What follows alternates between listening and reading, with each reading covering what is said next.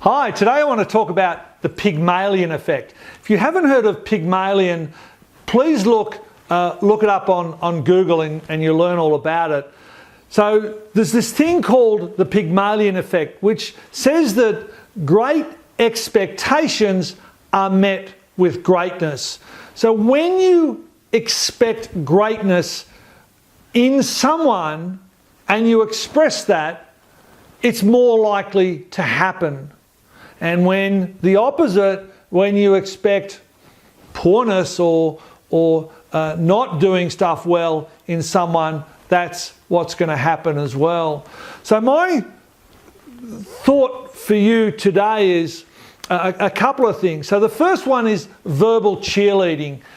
How can your team members verbally cheerlead for other team members? Now what I mean is, let's assume you have a receptionist in your practice, and in your practice or your business or whatever industry you're in. This is totally cross-contextual, and let's assume it's a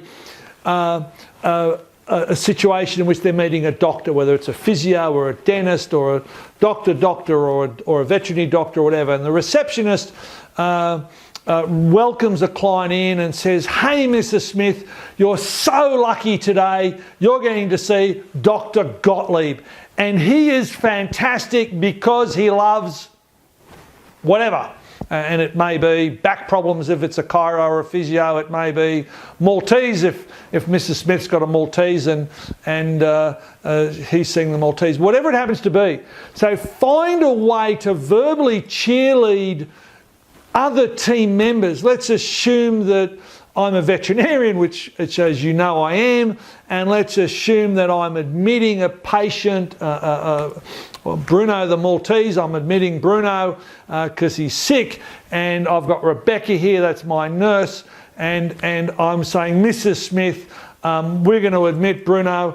I'm putting him in the care of Rebecca. She is my best nurse. She is awesome. She will look after Bruno fantastically well.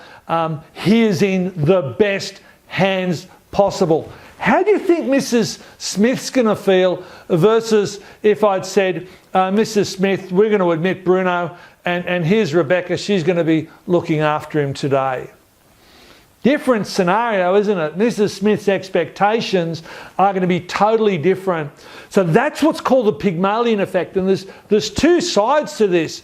When Rebecca hears me talking about her and she's the best nurse and we're going to take awesome care of Bruno, don't you think that's going to light her flame and make her feel wonderful? So that's one effect of the Pygmalion Effect.